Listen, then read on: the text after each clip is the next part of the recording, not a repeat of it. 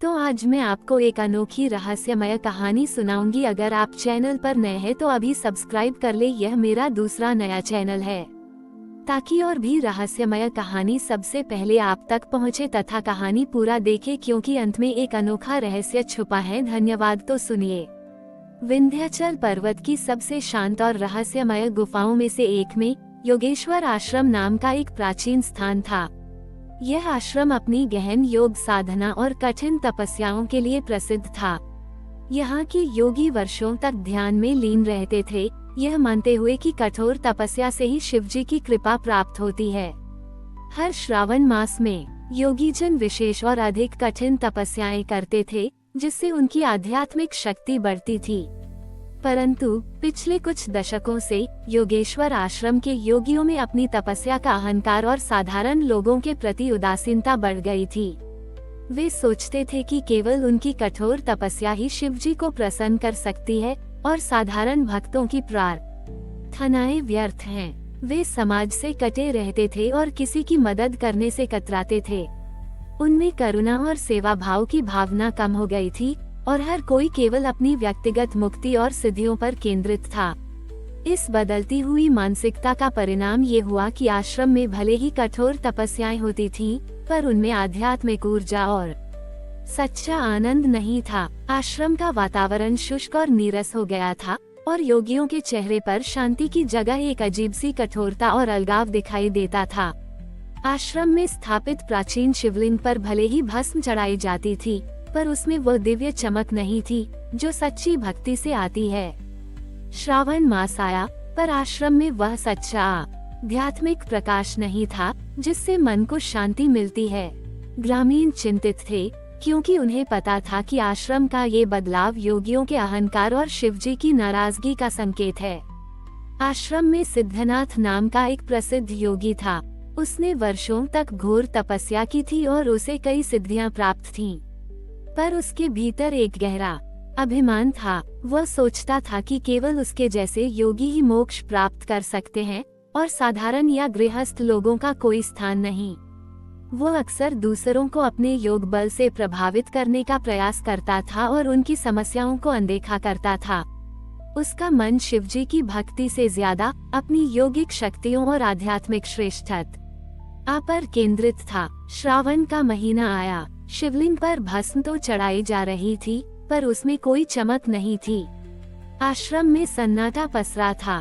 श्रावण के पहले सोमवार की सुबह थी। आश्रम के पास एक छोटी सी कुटिया में बैठे एक वृद्ध ग्रामवासी, जो कभी योगी नहीं थे पर जिनका हृदय अत्यंत शुद्ध और सेवाभावी था, उन्होंने सिद्धनाथ को अपने पास बुलाया। सिद्धनाथ को एक साधारण ग्रामवासी की सलाह पर विश्वास नहीं था, पर ग्रामवासी की शांत और निर्मल आंखों ने उसे आकर्षित किया। ग्रामवासी ने शांत स्वर में कहा, सिद्धनाथ, ये तपस्या केवल शरीर को कष्ट देने में नहीं, बल्कि हृदय को शुद्ध करने में निहित है।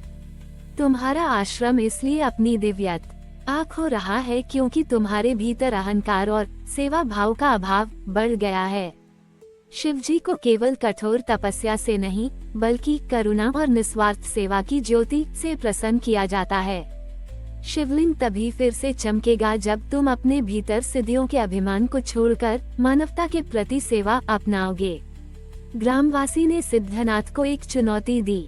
इस श्रावण में तुम्हें इस शिवलिंग को फिर से पूरी तरह प्रज्वलित करना होगा। तुम्हें इसके लिए कोई नई तपस्या नहीं करनी है, बल्कि अपने भीतर की सबसे बड़ी बाधा का त्याग करना होगा। तुम्हें इसे प्रज्वलित करते समय अपने भीतर के अहंकार, उदासीनता और दूसरों के प्रति घृणा को मिटाकर शुद्ध प्रेम और निस्वार्थ सेवा का भाव लाना होगा। तुम्हें आश्रम में आने वाले हर प्यासे व्यक्ति को पानी पिलाना होगा, हर भूखे को भोजन कराना होगा और हर बीमार की सहायता करनी होगी, मानो वे स्वयं शिवजी हों। ये तुम्हारा सेवा तप होगा। याद रखना, जब तक तुम्हारे भीतर का अंधेरा नहीं हटेगा, तुम्हें छोटी ही वजह का वास्तविक प्रकाश नहीं मिलेगा।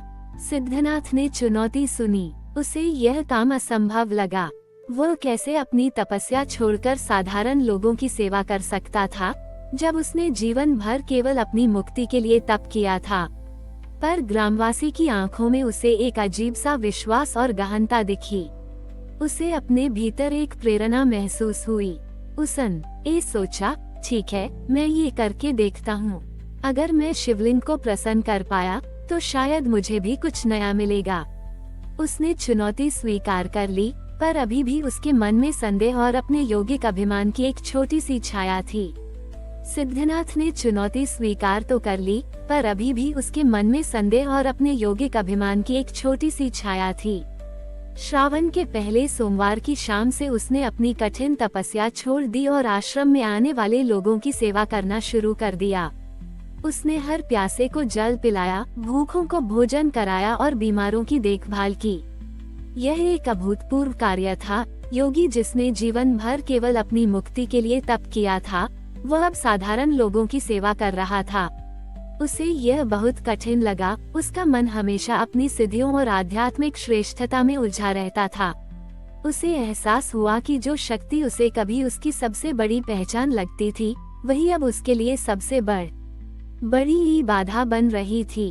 उसका अहंकार ही उसके भीतर अशांति का कारण था। धीरे धीरे जैसे जैसे सिद्धनाथ हर दिन निस्वार्थ भाव से लोगों की सेवा करता गया, उसे केवल शारीरिक श्रम ही नहीं बल्कि एक आंतरिक बदलाव भी महसूस हुआ। हर सुबह जब वो किसी जरूरतमंद की मदद करता, तो उसे अपने भीतर के अभिमान और दूसरों के प्रति उदास बड़ी हीनता को शांत करना पड़ता था। उसका ध्यान अब अपनी यौगिक शक्तियों पर नहीं, बल्कि प्रत्येक जीव के दुख और करुणा की शक्ति पर केंद्रित हो गया था। ये सेवा केवल एक कार्य नहीं थी, ये उसके आत्मा का शोधन बन रही थी, शिवजी को अर्पित एक तपस्या। वो अब किसी को कुछ साबित करने के लिए सेवा नहीं कर रहा था, बल्कि अपने भीतर की शांति और उस पुराने प्रेम के भाव को वापस लाने के लिए कर रहा था। श्रावण का अंतिम सप्ताह चल रहा था। आश्रम में शिवलिंग पर भले ही भस्म चढ़ाई जाती थी, पर उसमें वह दिव्य चमक नहीं थी। आश्रम में निराशा गहरी थी। सिद्धनाथ लगभग थककर चूर हो चुका था। उसके शरीर में ऊर्जा कम थी, पर उसके मन में एक अद्भुत शांति थी जो उसने पहले कभी अनुभव नहीं की थी। एक शाम जब वो आश्रम के बाहर बैठा था, तो उसने देखा कि एक बूढ़ा किसान, जिसने दिन भर खेतों में काम किया था, प्यास से बेहाल होकर गिर पड़ा था। उसके चेहरे पर थकान और लाचारी थी। उस किसान को देखते ही सिद्धनाथ के भीतर एक असीम करुणा का संचार हुआ। उसे लगा जैसे शिवजी स्वयं इस थके हुए प्राणी के रूप में उसे संदेश दे रहे हैं कि सच्चा तप केवल आसन पर बैठकर नहीं, बल्कि मानवता की सेवा में है। उसने अपनी अंतिम शक्ति से पास के झरने से जल लाकर उस किसान को पिलाया, इस बार किसी दिखावे के लिए नहीं, बल्कि केवल निस्वार्थ प्रेम और समर्पण के भाव से। श्रावण के अंतिम सोमवार की सुबह थी। सिद्धनाथ अब भीतर से शांत, विनम्र और सच्चे प्रेम से प्रकाशित आश्रम के केंद्र में स्थित शिवलिंग के सामने खड़ा था। उसने धीरे से अपने हाथ जोड़े और अपनी आत्मा से निकली शुद्ध श्रद्धा को शिवजी को अर्पित किया। उसने कोई जटिल मंत्र नहीं पढ़ा, न ही कोई विशेष योग क्रिया की। उसने बस अपने हृदय के भीतर से उस निस्वार्थ सेवा और करुणा की भावना को प्रवाहित करने का प्रयास किया, जो उसने अपने तप से अर्जित किया था। और तभी एक अद्भुत चमत्कार हुआ। शिवलिंग, जो दशकों से निस्तेज था, अचानक एक तीव्र नीले सफेद प्रकाश से जगमगा उठा। उसकी आभा इतनी विशाल और तेजस्वी थी कि उसने पूरे आश्रम को ही नहीं, बल्कि पूरे पर्वत को प्रकाशित कर दिया। आश्रम में फैला सन्नाटा और नीरसता तुरंत एक गहन शांति और आनंद में बदल गई। हर किसी को अपने भीतर एक स्पष्टता और शांति महसूस हुई, मानो उनके सारे संदेह और दुख दूर हो गए हों। योगियों का अहंकार और शिष्यों की उदासीनता तुरंत प्रेम, विनम्रता और आध्यात्मिक बोध में बदल गई। योगी और शिष्य जो उस अद्भुत प्रकाश से आकर्षित होकर शिवलिंग की ओर दौड़े, वे शिवलिंग को पूरी भव्यता से प्रकाशित देखकर हक्के बक्के रह गए। उन्होंने सिद्धनाथ को विनम्रता से शिवलिंग के सामने खड़े देखा। उसके चेहरे पर एक ऐसी दिव्य शांति और करुणा थी जो पहले कभी नहीं थी। उन्हें एहसास हुआ कि यह केवल एक चमत्कार नहीं था, बल्कि सिद्धनाथ के भीतर के अहंकार, त्याग और निस्वार्थ सेवा का प्रतिबिंब था, जिसने आश्रम और पर्वत को सत्य के उजाले से भर दिया था। योगेश्वर आश्रम वास्तव में करुणा और आध्यात्मिक सेवा का स्थान बन गया था।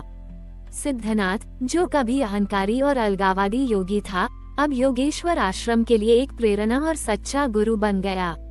उसने योगियों और शिष्यों को सिखाया कि सच्ची तपस्या और दिव्यता केवल कठोर साधना में नहीं, बल्कि अपने भीतर की विनम्रता, निस्वार्थ प्रेम और सभी जीवों के प्रति सेवा में मिलती है।